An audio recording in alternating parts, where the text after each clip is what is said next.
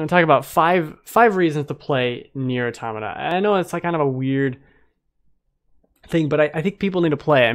Maybe if we go into it a little deeper as I kill some robots. Some quick 5 reasons, right? I'm trying to do 5 lists. Anyway, it doesn't matter. So there's style here. From the uniqueness of the enemies and their weird glowing eyes to the story and how it's told. The camera angle's constantly changing. Now this is top down. Now here's a shooter segment. Like now you're hacking this thing and the art style is blocks. And the environment completely changes. Like the way it does its own style, completely different from everything else. These robots, these androids you're playing as, they all have their eyes covered.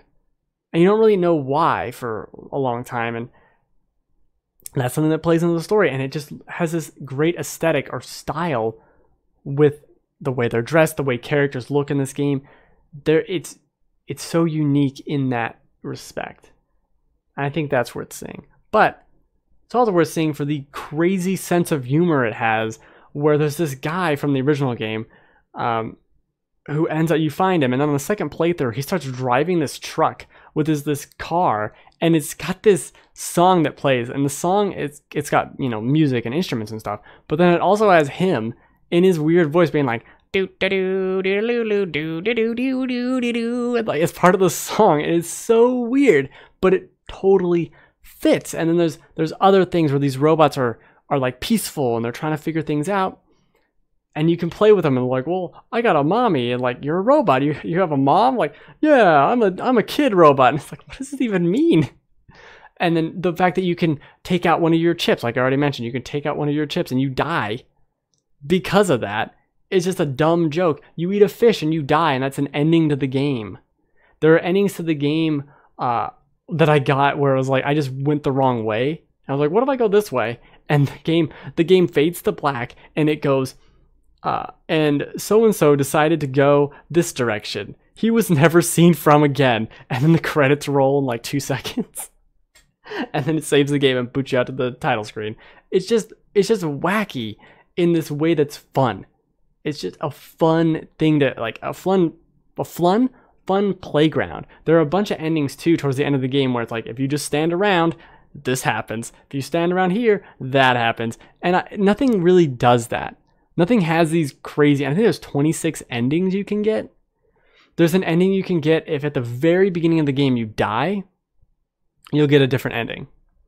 It's like, why? Just for fun. Just for this weird, bizarre, did you see this ending? Like that water cooler moment. I don't know who's around a water cooler talking about this game, but that's a cool person. I think they need more time. There's also the world. Now I mentioned the style of it, but the world really has more to do with these characters. These androids you're getting to know and what they have with their memory. There's a big discussion of it. Like the game doesn't autosave, right? And they mention a lot like, oh, we've got to sync up our memories. We have to sync up our memories with the database, because if we don't, we'll lose them. And then they kill themselves at the end of the first mission, and then one of them loses some time because he was blown up before he could upload all of his memories. And it plays with that. This machine knowledge and learning, and are they fully alive? Are they really autonomous? Do they have feelings? Do they have emotions? Or are they just pretending because they were programmed this way? It delves so much into that, and kind of subtly in a lot of ways, and it really doesn't hit you until you start thinking about it, like, oh, it's talking about real shit here. That's weird. Like, I didn't expect this game to go that deep, or to see, like, there's some crushing moments at the end of this where you're just like, damn, these aren't people, these are machines, but do they have souls? Like, is this something I should feel bad about their death because of this? Or like, what does this even mean? And for a game to even make you think about that for a second, I think is super special and super interesting. And there's also not enough aliens. I do have aliens written down here, but there's not enough aliens. And the fourth reason of my top 5, I'm gonna make top 5s just the dumbest shit now. Top 5 random garbage I thought of today is the Metal Gear Solid 5, or Metal Gear Solid moments, not 5 necessarily. Moments in general. There are these things that happen that are just like, oh, this giant robot came out of nowhere. Okay, now we're fighting this giant robot. And certain other moments I'm not going to spoil are very Metal Gear Solid. There's the vignettes of the weird like animated cutscenes. There's some crazy things. There's fights between the party members, I guess you could call them. There's this random violence aspect to it because they're androids, right? But they have blood. They're made to look exactly and function exactly like humans. And there'll just be these bloody kill scenes that are straight up out of like Tarantino. There's blood everywhere. It's like swords through people's bodies. And you're watching this like, damn, this is brutal. And it comes out of nowhere. Like the whole game isn't bloody. It's all machines. It's all machines fighting machines. And you don't see it. And so when you see blood in it, it really has an impact, especially with how everyone's like grunting and yelling and there's swords and sticking through people. Like, it gets intense. And it's pretty kind of impactful in the way they did it like that. It's not like this game could be a T-rated game. It didn't need to have these moments like you're fighting machines. It's having these for a reason. It's showing these androids, these things that aren't human, as human through that. And it makes you start thinking about like, is that more important because they bleed? Is that more impactful because they can bleed versus just being a machine to be destroyed? It had a consciousness though. Or did it? And the fifth reason, I guess, is more story related with the plot twist. There are things that happen, even if you don't know anything about the plot, there's stuff that will happen in the first hour. They're like, oh, like I mentioned aliens. I had no idea about the aliens, and that's all I'm going to say about the aliens, but they're aliens, and they're machines, and there's androids, and there are things that you'll learn at the very, very end of like, oh, that was that person's actual identity, we'll say.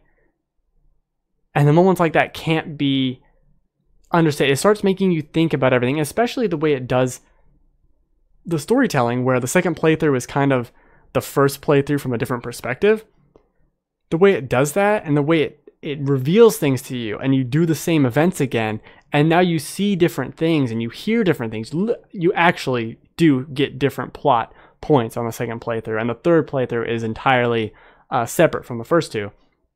So that's all new. But you start seeing these weird things, and they'll split characters up, and you'll be playing as this character, and then playing as this character, and they're doing different things at the same time.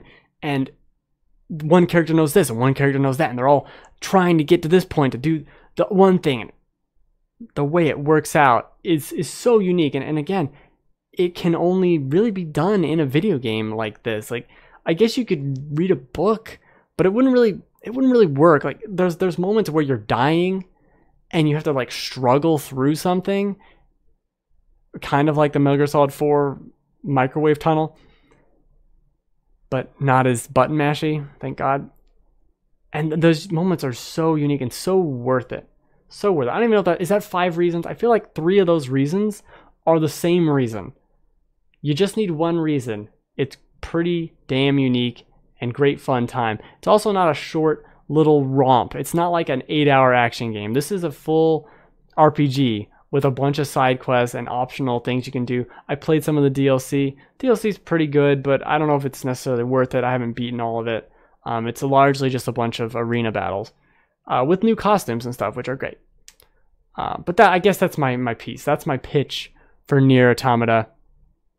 I don't know if it's a good pitch. I don't know if it makes any sense. I don't even know if 3 of those 5 reasons were the same reason. Who knows? I think they were. But with that, I'm gonna go play more Prey. Prey is fantastic. I wish you a merry Cinco de Mayo. I guess that's something that's merry. Go play Nier, go play Prey.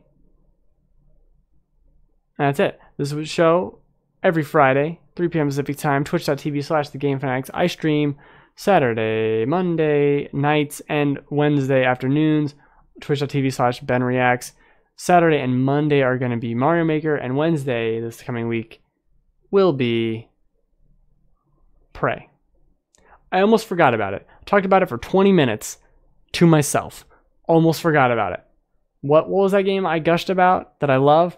I don't know. Forgot about it. Good job. Good job, idiot. Fantastic work. Go play Prey. I think they should have picked a different name because it's hard to play. Yeah. Maybe it's just hard for me to say. Maybe it's not actually a hard thing to say. That might be true.